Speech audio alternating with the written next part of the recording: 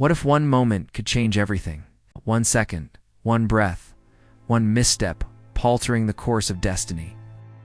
In our world, Sirius Black, the last true family Harry Potter had, fell through the veil of death during the battle at the Ministry. But in this alternate timeline, he lives.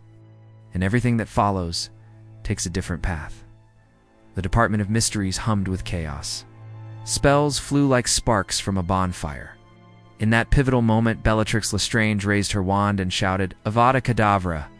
But Harry, just a few feet away, screamed, "Sirius!" That shout distracted her just enough. Her aim shifted. Green Curse missed its fatal mark and instead clipped Sirius's shoulder, sending him crashing to the floor, but not into the veil, not into death.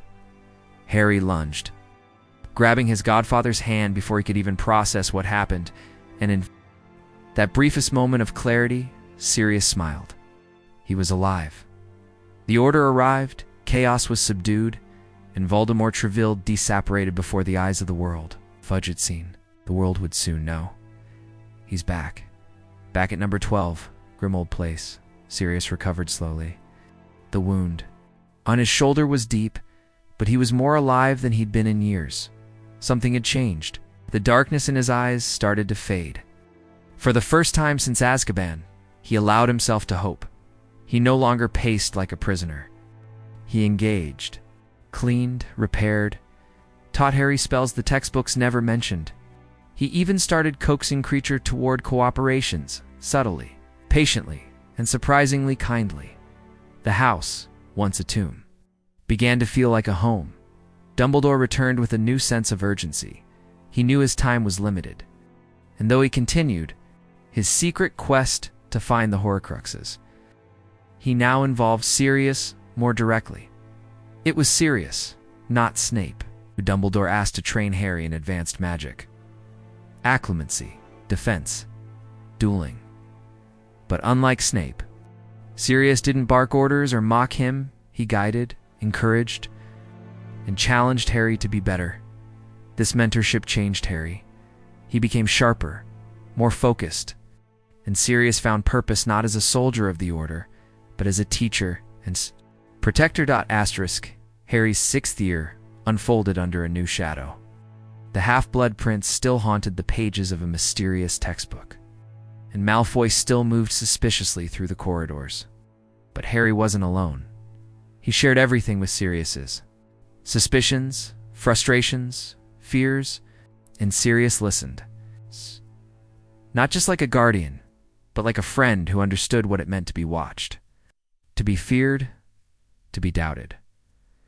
When Dumbledore began sharing the history of Tom Riddle through the Pensieve, Sirius was in the room too, offering insights from his own twisted family tree. Together, they began to understand the man behind the mask of Voldemort. And knowledge, they knew, was their best weapon. Dumbledore's death still came, not from illness, but from a calculated act. The Astronomy Tower, the lightning-struck night. The Horcrux ring had cursed Dumbledore beyond saving. But this time, when Dumbledore fell from the tower, Sirius was there, screaming in anguish, holding back Harry as Snape fled into the darkness. Sirius didn't collapse. He didn't retreat. He rallied the Order. He took leadership in Dumbledore's absence.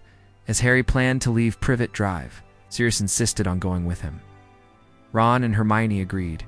They needed Sirius. He knew how to vanish, how to survive, how to fight in shadows. The Horcrux hunt changed. Less wandering, fewer mistakes, more strategy. Sirius broke into the Ministry and retrieved the locket. He discovered Grimmauld. Place had been compromised and led the escape. He helped navigate the forests, the wilds, the dangers of a magical world on the brink of war. And when Ron left in frustration, he didn't stay gone. Not with Sirius around. The Godfather sat him down and laid bare the cost of abandonment. Ron returned the next morning. Together, they infiltrated Gringotts. It was Sirius who rode the dragon out, laughing like the boy he once was. They returned. To a world at war, Voldemort's forces descended. But this time, Harry had not just loyal friends, he had Sirius. During the battle, Sirius led the defense of the castle. He fought side by side with Remus, with Kingsley, with McGonagall. He dueled Bellatrix again this time, not with rage, but with precision. When she fell, Sirius didn't laugh. He only said, "It's over." When Harry walked to the forest ready to die, Sirius tried to stop him. "You don't have to do this, Harry. We'll find another way." But Harry understood, and as he turned the resurrection stone in his hand, Sirius appeared beside him, alongside Lily, James, and Remus. "You've always been brave," Sirius said, "but you don't have to be alone."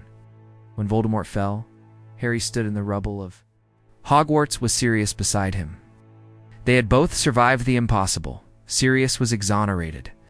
The Ministry, ashamed and broken, restored his name. Grimmauld Place became a refuge for magical children orphaned by the war. Harry didn't return to the Dursleys. He lived with Sirius, who became more than a guardian. He became a father. Together, they rebuilt. They spoke of James and Lily, of the Marauders, of love lost and regained. And when Harry eventually married Ginny, it was Sirius who stood beside him at the altar. Years later, Sirius stood in the yard of a small house in Godric's Hollow. Watching Harry's children race through the grass, he was older now, his hair silvering, but his heart lighter than it had ever been. He had survived Azkaban, he had survived the war, and he had lived long enough to see the next generation live free. When Harry asked him one night if he ever wished things had gone differently, Sirius simply replied, "I once thought I was born to suffer, but fate gave me a second chance. I spent every day making sure it wasn't wasted." The question, so, what if Sirius never died at the Ministry? Maybe the world wouldn't be perfect. The war would still be brutal. The losses still profound. But sometimes one life spared can change everything. And in this story, did.